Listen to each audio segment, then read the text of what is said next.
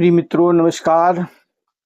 माता के सभी भक्तों को माता के नवरात्रि के आगमन पर मंगलमयी शुभकामनाएं। मित्रों, माता के हम नवाड़ मंत्र की महिमा का वर्णन करते हैं। ओम ऐं ह्रीं क्लीं चामुंडाय विच्चे। उसके लिए हमारे ऋषियों ने बड़ी दिव्य बात कही है कि कोई व्यक्ति माता के उस मंत्र का जप आदि करता है तो उसकी क्या महिमा है।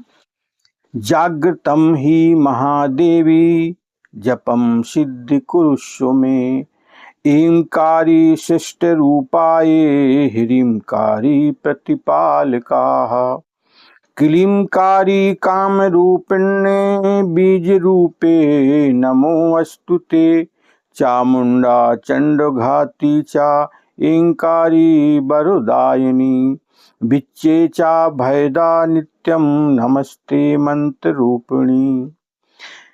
ऋषि कहते हैं कि ऐंकार के रूप में सृष्टि स्वरूपिणी उस जगदम्बा का भाव है। ऐंकारी शिष्ट रूपाए, वो जो सृष्टि स्वरूप है वो ऐंकार के रूप में विद्यमान है और ह्रीं के रूप में सृष्टि का पालन करने वाली उस जगदम्बा की महिमा का वर्णन किया गया है। क्लीं के रूप में जो काम स्वरूपिणी है तथा जो निखिल ब्रह्मांड की जो बीज रूपिणी देवी है उसकी महिमा का वर्णन किया गया है। और ऐसी देवी को हम नमस्कार करते हैं जो ऐंकार के रूप में विद्यमान है, ह्रीं के रूप में विद्यमान है और क्लीं के रूप में। ये त्रिदेवी का जिसको हम कहते हैं महालक्ष्मी, महासरस्वती, महाकाली, ये जो महासरस्वती, महालक्ष्मी, महाकाली का जो तीनों का त्रिविध रूप है वो महाजगदम्बा है। तो व्यक्ति अगर अपने जीवन में उस माता का स्मरण करता है और क्या स्मरण करेगा, उस मंत्र का जाप आदि करेगा तो होगा क्या। चामुंडा के रूप में चंडघातनी है माता, ऐंकार के रूप में वर देने वाली माता है, विच्चे के रूप में वो माता अभय देने वाली है, भय मुक्त करने वाली है। तो इस प्रकार से नवाड़ मंत्र जो ऐं ह्रीं क्लीं चामुंडाय विच्चे के स्वरूप में हम जप आदि करते हैं तो उस व्यक्ति के जीवन में दिव्य ऊर्जा प्रकट हो जाती है और ये मंत्र ही माता का स्वरूप है। अब आप समझिएगा, हमारे जीवन में ऐसा अद्भुत मंत्र हमें मिला हुआ है। ओम ऐं ह्रीं क्लीं चामुंडाय विच्चे। अगर कोई व्यक्ति इस मंत्र का जप आदि करता है तो वो दिव्य ऊर्जा से भर जाता है। तो हमें चाहिए कि हम ऐसे दिव्य स्वरूपिणी उस जगदम्बा के भाव को स्वीकार करें।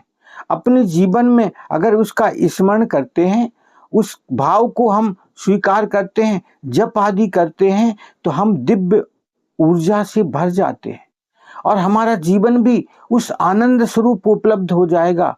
जो सच्चित आनंद स्वरूप परमात्मा है उसकी अनुभूति होगी। और ये माता उस दिव्य चेतन परमात्मा का ही तो स्वरूप है। उसकी जो क्रियात्मक शक्ति है, जो दिव्य ऊर्जा है, वही तो माता जगदम्बा है, जिसको कहा जाता अष्टधा प्रकृति।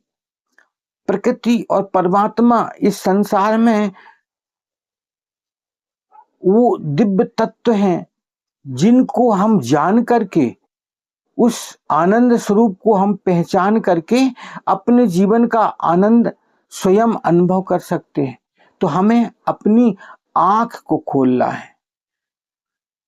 कहते हैं जब हमारी आंख खुल जाएगी, हम उसका अनुभव कर लेंगे, उस परात्पर ब्रह्म का, तो फिर हमारे जीवन में परिवर्तन हो जाएगा। देखो, प्रारंभ हम कहीं से भी करें, हमारे जीवन में कहीं से भी कोई भी मंत्र को जब आदि हम करते हैं स्वीकार, तो हमारे जीवन में स्वाभाविक परिवर्तन होना पक्का हो जाता है।